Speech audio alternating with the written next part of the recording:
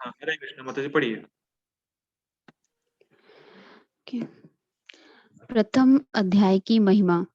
पार्वती जी कहती हैं, मेरे प्रिय एक सेकंड पतिदेव। माता जी, ये कन्वर्सेशन शिव जी और पार्वती जी के बीच हो रहा है। ठीक है माता जी, अब आगे बढ़िए। ओके। प्रथम अध्याय की महिमा। पार्वती जी कहती हैं, मेरे प्रिय पतिदेव, आपको सारे दिव्य सत्यों का ज्ञान है और आपकी कृपा से मैंने भी परम पुरुषोत्तम भगवान श्री कृष्ण की महिमा का श्रवण किया। हे प्रभु, अब मैं आपसे श्रीमद् भगवत गीता की महिमा सुनना चाहती हूँ, जो भगवान कृष्ण ने स्वयं अपने श्री मुख से बोली है और जिसको श्रवण करने से भगवान श्री कृष्ण के प्रति हमारी भक्ति बढ़ जाती है। बढ़ती जाती भगवान शिव ने बढ़ती जाती है। भगवान शिव ने उत्तर दिया, वह पुरुष है। वह पुरुष जिनका वर्ण वर्षा में के समान श्यामल है, जिनका वाहक पक्षियों का राजा गरुड़ है और जो सहस्त्र मुख वाले अनंत शेष नाग पर शयन करते हैं, वह भगवान विष्णु, जिनकी महिमा असीम है। मैं हमेशा उन्हें पूजता हूँ। हे प्रिय पार्वती, एक बार जब भगवान विष्णु राक्षस मूर को मारने के बाद अनंत शेष नाग पर शांति से विश्राम कर रहे थे, तब संपूर्ण ब्रह्मांड के सभी अच्छे भाग्य प्रदान करने वाली श्री लक्ष्मी ने सम्मान पूर्वक उनसे प्रश्न किया।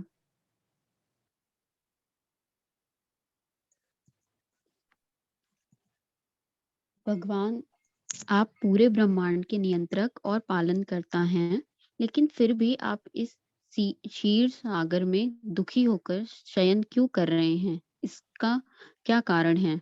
भगवान विष्णु ने कहा, मेरी प्रिय लक्ष्मी, मैं सो नहीं रहा हूँ, अपितु मैं देख रहा हूँ कि सो नहीं मेरी रहा हूं का माया मतलब शक्ति ये है कि भगवान विश्राम नहीं कर रहे हैं, एक तरीके से ये कहा जा रहा है कि शयन नहीं कर रहे हैं। जी, हाँ, मैं यह देख रहा हूँ कि मेरी माया शक्ति कितनी अद्भुत रीति से कार्य कर रही है। अपनी इस अद्भुत शक्ति के कारण ही मैं शक्ति सब के कुछ द्वारा ही, नियंत्रित कर शक्ति रहा। के द्वारा ही। शक्ति के द्वारा ही कितनी अद्भुत शक्ति के द्वारा ही मैं सब कुछ नियंत्रित कर रहा हूँ, फिर भी उनसे पृथक रहता हूँ।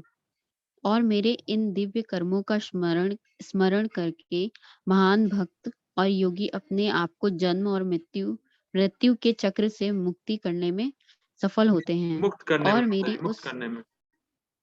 मुक्त करने में सफल होते हैं और मेरी उस दिव्य प्रकृति को प्राप्त करते हैं जो शाश्वत और सभी गुणों से मुक्त है।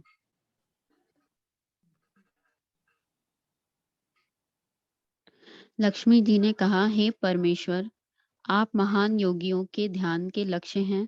आपके बिना कुछ भी क्रियान्वित नहीं हो सकता है। और फिर भी आप सबसे पृथक हैं। आप सभी भौतिक ब्रह्मांडों की सृष्टि, पालन और विनाश के कारण हैं। कृपया मुझे अपनी अद्भुत शक्तियों के कार्यों के बारे में बताएं, जो इतनी आकर्षक हैं कि आप यहाँ शयन करते हुए भी उनका ध्यान कर रहे हैं। ओके माता जी, अब अर्चना भगवान माता जी विष्णु ने पढ़ेंगी। अब अर्चना माता जी पढ़ेंगी अब। ओके प्रभु जी। माता जी अपना वीडियो ऑन कर लीजिए अगर हो सके तो। ओके। हम्म। हरे कृष्णा प्रभु जी। हरे कृष्णा माता जी। भगवान विष्णु ने कहा, मेरी प्रिय लक्ष्मी, मेरी बहुशक्तियों के कार्य, जन्म और मृत्यु के बंधन से मुक्त होने का उपाय और मेरी शाश्वत प्रकृति को कैसे प्राप्त किया जाए, इसको केवल एक शुद्ध बुद्धि वाले व्यक्ति द्वारा समझा जा सकता है, जिसके पास मेरी सेवा करने की प्रवृत्ति हो। एक सेकंड माता जी, एक यह सेकंड, दिव्य थोड़ा थोड़ा समझाने दीजिए। यहाँ पे भगवान कह रहे हैं कि प्रकृति कैसे कार्य करती है और जन्म मृत्यु के चक्कर से कैसे निकलना है, ये प्रोसेस सिर्फ भक्त जान सकता है, कोई ज्ञानी भी नहीं, ना कोई कर्मकांडी। इसमें इसलिए लिखा है जिसके पास मेरी सेवा करने की प्रवृत्ति हो। मतलब ओनली भक्त कैन अंडरस्टैंड कि प्रकृति कैसे काम कर रही है और इस भौतिक प्रकृति से छूट के भगवान की दिव्य प्रकृति में कैसे मुझे पहुंचना है, वो सिर्फ भक्त जान सकता है। हाँ, आगे बढ़िए माता जी।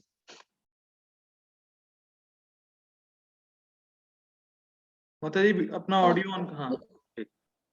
हाँ, यह दिव्य ज्ञान पूरी तरह से श्रीमद् भगवद गीता में समझाया गया है। लक्ष्मी ने पूछा, मेरे प्रिय प्रभु, यदि आप स्वयं अपनी शक्तियों के कार्यों से चकित हैं और उनकी सीमा का आकलन करने का प्रयास कर रहे हैं, तो यह कैसे संभव है कि भगवद गीता आपकी उन असीमित शक्तियों का वर्णन कर सकती है और उन्हें पार करके दिव्य प्रकृति को प्राप्त करने के उपाय का वर्णन कर सकती है? हाँ, एक सेकंड माता जी, इसको थोड़ा समझाने दीजिए।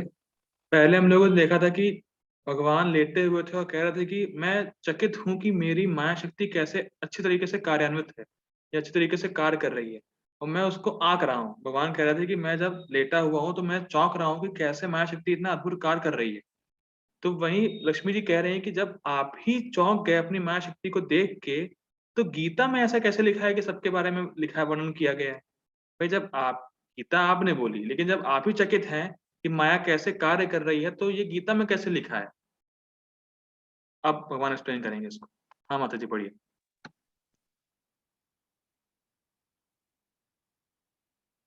भगवान विष्णु ने कहा, मैं स्वयं भगवद गीता के रूप में प्रकट हुआ हूँ। ये बहुत कृपया मेन यह लाइन है, ये समझिए। बहुत मेन लाइन है। जो गीता हमारे पास है, स्वयं कृष्ण है भैया, इसको पॉइंट आउट करिए, इसको नोट कर लीजिए कि मैं स्वयं भगवद गीता के रूप में प्रकट हुआ हूँ। भगवान कृष्ण, भगवान विष्णु स्वयं गीता हैं। ये बहुत इंपॉर्टेंट पॉइंट है। हाँ, माता जी आगे बढ़िए।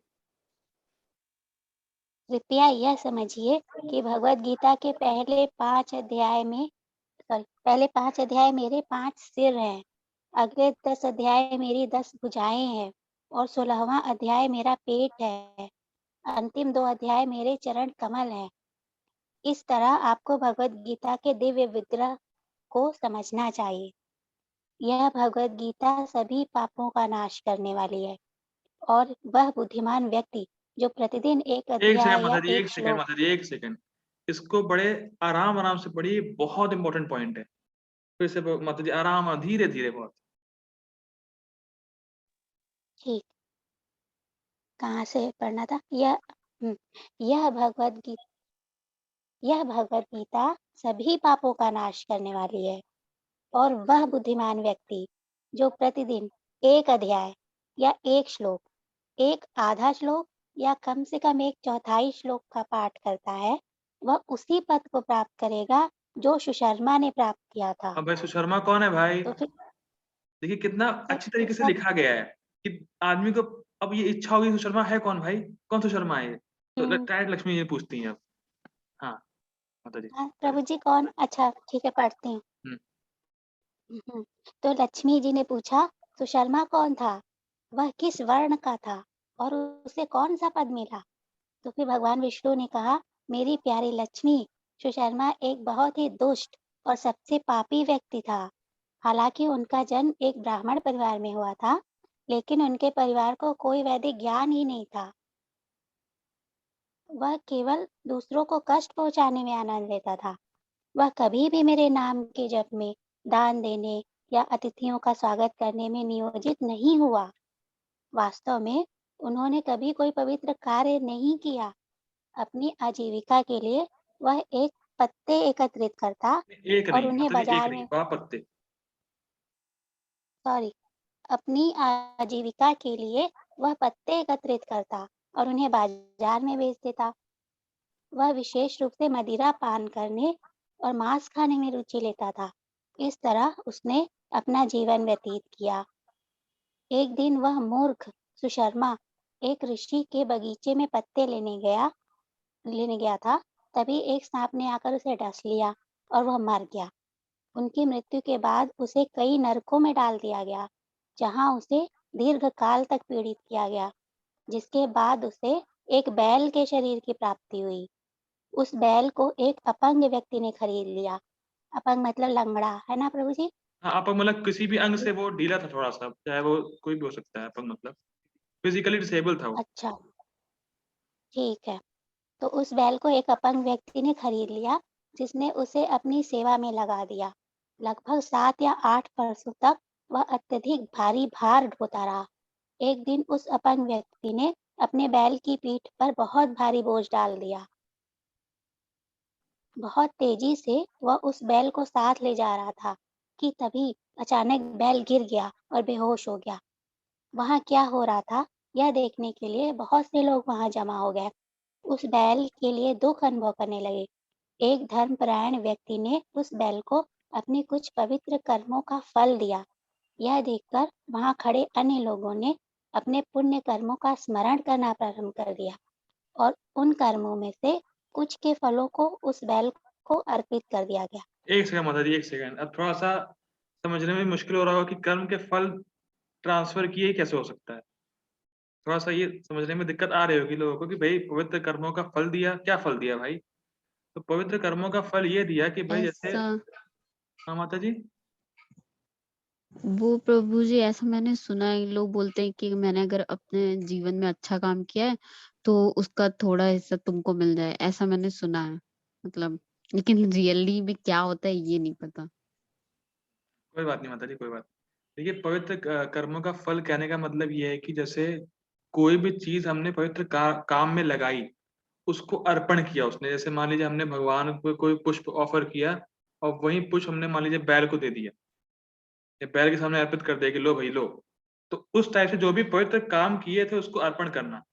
जो भी जिन्होंने कोई भी पवित्र पुण्य काम किया था, जैसे पुण्य काम करके हमने कुछ पैसा कमाया है, जो भी है, उसको ऑफ़र करना मतलब ऐसा बोल के, कि अब देखो तुम्हें ऑफ़र कर रहे हैं, ऐसे इस टाइप से बोल के। हाँ, माता आगे पढ़िए। आप थोड़ा हाँ। स्क्रॉल करना पड़ेगा फिर।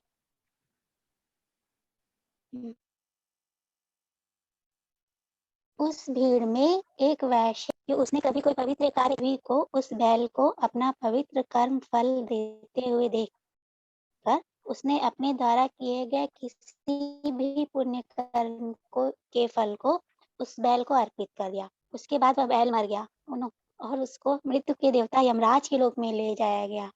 वहां यमराज ने उसे सूचित किया कि उस वेश्या द्वारा आपको दिए गए पुण्य कर्म के फल के कारण अब आप अपने सभी पिछले पाप कर्मों के प्रतिफल से मुक्त हैं। फिर उन्होंने एक बहुत ही उच्च ब्राह्मण परिवार में जन्म लिया। एक सेकंड माता जी, एक हम्म, सेकंड। देखिए कितने आश्चर्य की बात है कि बहुत से धर्मपरायण व्यक्ति आए थे अपने पुण्य कर्म के फल देने के लिए। लेकिन एक वेश्या के पुण्य कर्म से जो है, उसको मुक्ति मिल गई नरक से। ये कितने आश्चर्य की बात है। एक वेश्या, उसके पुण्य कर्म से जो बैल था उसको बैल फिर क्या वो नरक में चला गया, जो भी जीवात्मा थी, उसको वहाँ से मुक्ति मिल गई और ब्राह्मण के घर में जन्म ले लिया। बहुत से धर्मपरायण थे। देखिए हो सकता है कि कल्पना कर सकते हैं कि मान लीजिए बहुत सारे ब्राह्मण भी आए हो वहाँ पे। उन्होंने अपने पुण्य कर्म या कुछ मंत्र पढ़ के जो भी उसका है उन्होंने अर्पित किया। लेकिन एक वेश्या ने जो उसको दिया, उसकी वजह से उसको ब्राह्मण परिवार में जन्म मिला। तो अब उस वेश्या ने क्या दिया ऐसा? वो अब आगे आएगा। तो माता जी पढ़िए। उस जन्म में वह अपने पिछले जन्मों को याद करने में सक्षम था। कई दिनों के बाद उसने उस वेश्या की खोज करने का फैसला किया, जो उसे उसकी नारकीय स्थिति से मुक्त करने का कारण बनी थी। जब उसने उस महिला को पाया और अपना परिचय दिया, तो उसने उससे पूछा, आपके द्वारा किए गए वह पुण्य कर्म क्या थे, जिसके फल ने मुझे मेरी नारकीय स्थिति से मुक्त कर दिया था? वैश्या ने उसे उत्तर दिया, मेरे प्रिय महोदय, उस पिंजरे में एक तोता है, जो प्रतिदिन कुछ न कुछ सुनाता है। उस पाठ को सुनकर मेरा हृदय पूर्ण रूप से शुद्ध हो गया है। उस पाठ को सुनने का परिणाम मैंने तुम्हें दिया था। इसके बाद उन दोनों ने उस तोते से उस पाठ के बारे में पूछा, तो उस तोते ने अपने पिछले जीवन की याद करते हुए अपना इतिहास बताना शुरू किया। तो फिर अब तोता बोल रहा है, पहले मैं एक बहुत ही विद्वान ब्राह्मण था, लेकिन मैं अपने अभिमान के कारण अन्य विद्वानों का आपा था। मैं अति ईर्ष्यालु भी था। फिर मेरे मरने के बाद मुझे कई नरकों में डाल दिया गया और एक लंबे समय के कष्ट के बाद मैंने तोते के इस शरीर को प्राप्त किया। मेरे पिछले पाप पूर्ण कर्मों के कारण जब मैं छोटा था, तभी मेरे माता-पिता की मृत्यु हो गई थी। एक दिन जब मैंने जब एक मैं दिन जब एक दिन जब मैं बिना किसी सुरक्षा के गर्म रेत में पड़ा हुआ था, तो कुछ ऋषियों ने मुझे देखा और मुझे अपने आश्रम में ले गए और मुझे एक पिंजरे में डाल दिया। उसी स्थान पर उन ऋषियों के बच्चे श्रीमद् भगवद गीता के प्रथम अध्याय का पाठ सीख रहे थे। उनके द्वारा श्लोकों की आवृत्ति को सुनकर मैंने भी उनके साथ उन श्लोकों को दोहराना शुरू कर दिया। कुछ ही समय बाद एक चोर ने मुझे उस जगह से चुरा लिया और मुझे इस धर्मपरायण महिला को बेच दिया। एक सेकंड माता जी, भगवान विष्णु ने आगे एक कहा, सेकंड, एक सेकंड।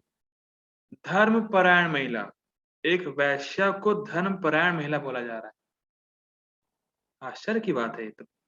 लेकिन आश्चर्य की बात ये है कि तोता जो बोल रहा था, उससे सिर्फ तोते के बोलने मात्र से उस वैश्या का जो हृदय शुद्ध हो गया, धर्मपरायण बन गई।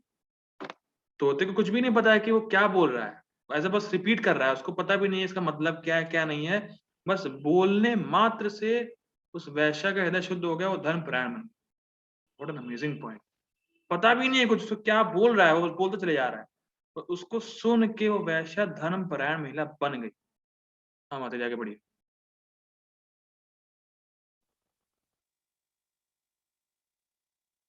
भगवान विष्णु ने आगे कहा, भगवद गीता के पहले अध्याय का पाठ करने से वह तोता पूरी तरह से शुद्ध हो गया था और उस पाठ को सुनकर वह वैश्या भी पूर्ण रूप से पवित्र हो गई और उस पाठ को सुनने के कुछ पवित्र फल प्राप्त करके सुशर्मा भी पूर्ण रूप से पवित्र हो गया। कुछ समय के लिए भगवद गीता के पहले अध्याय की महिमा पर चर्चा करने के बाद सुशर्मा अपने घर लौट आए और उन तीनों ने व्यक्तिगत रूप से श्रीमद् भगवद गीता के पहले अध्याय का पाठ किया और बहुत जल्दी ही सर्वोच्च गंतव्य वैकुंठ को प्राप्त किया। तो फिर जो कोई भी भगवद गीता के पहले अध्याय का पाठ करता है, सुनता है या उसका अध्ययन करता है, वह बहुत आसानी से भौतिक दुखों के सागर को पार कर जाएगा और भगवान कृष्ण के चरण कमलों की सेवा को प्राप्त करेगा। हरी बोल, हरी बोल, हरी बोल। तो हम लोग क्या कर रहे हैं भाई? हरि बोल। हम लोग रोज पहले अध्याय का पाठ कर रहे हैं। इससे क्या होगा? बहुत आसानी से भौतिक दुखों के सागर को पार करके कृष्ण के चरण कमलों की सेवा को प्राप्त कर लेंगे। हरि बोल, हरि बोल। ये है पहले अध्याय की महिमा। और तुरंत ही वैकुंठ पहुंच जाएंगे। ठीक है।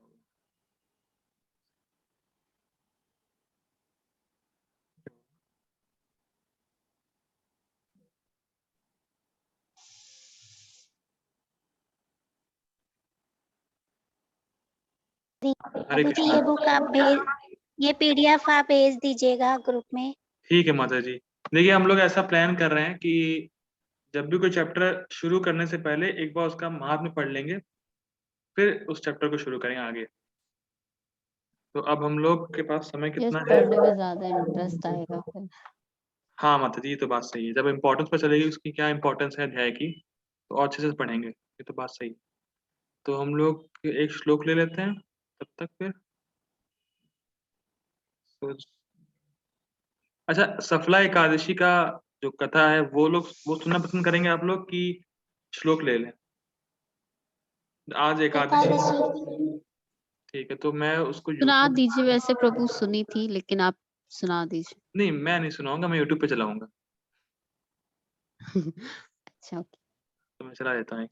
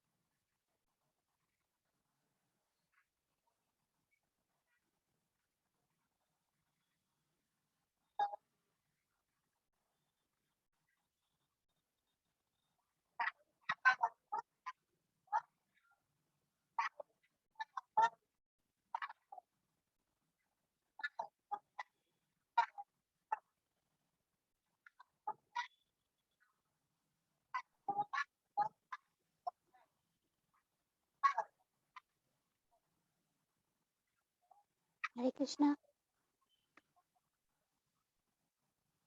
हरे कृष्णा माता जी। प्रभु जी स्क्रीन पे नहीं आ रहा है। दिख नहीं रहा है कुछ आपको? अभी ऑन नहीं किया। नहीं, कुछ भी, बहुत देर से हम लोग बैठे हैं, शायद मुझे लगा आप मतलब ऑन कर रहे हैं अभी। ओ माता जी, मैं तो शेयर कर दिया था, आप लोगों को सुन नहीं रहा है कुछ? कुछ नहीं सुनाई प्रभु भी जी नहीं दे रहा, स्क्रीन दिखाई भी नहीं दे रहा है। पे ओह, पुराना वाला आ रहा है, पीडीएफ आ रहा है। ओह, ओके, ठीक है। एक सेकंड माता जी। हाँ बस, अब कुछ दिख रहा है माता जी? अब ओके, कुछ नहीं आ रहा है स्क्रीन एक पे। सेकंड माता जी, एक सेकंड। अब माता जी आया कुछ? हाँ यस प्रभु जी, अभी आया ओके। यूट्यूब वाला। हाँ, आवाज आ रही माता जी? अब आवाज आई थी? हाँ। फिर से प्ले प्रभु करिए। जी अटक रहा है वीडियो।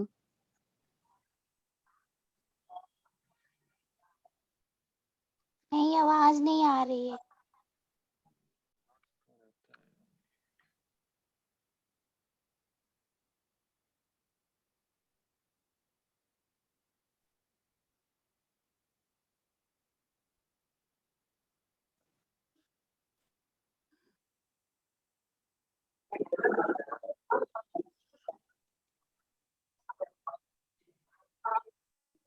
आ रही माता जी, आ रही है अब? नहीं प्रभु जी, आवाज नहीं नहीं आ रही प्रभु है, जी। वीडियो भी फंस फंस के चल रहा है। हाँ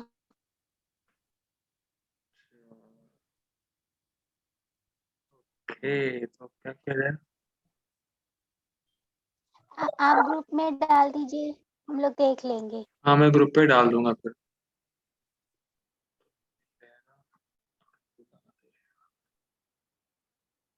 तो फिर अब हम लोग रुकते हैं यहीं पे, क्योंकि आज तो अब समय भी चला गया है। कल से फिर कंटिन्यू करेंगे, श्लोक को ही लेना। और मिलते हैं कल 8 बजे। श्री प्रभुपाद की जय। जय।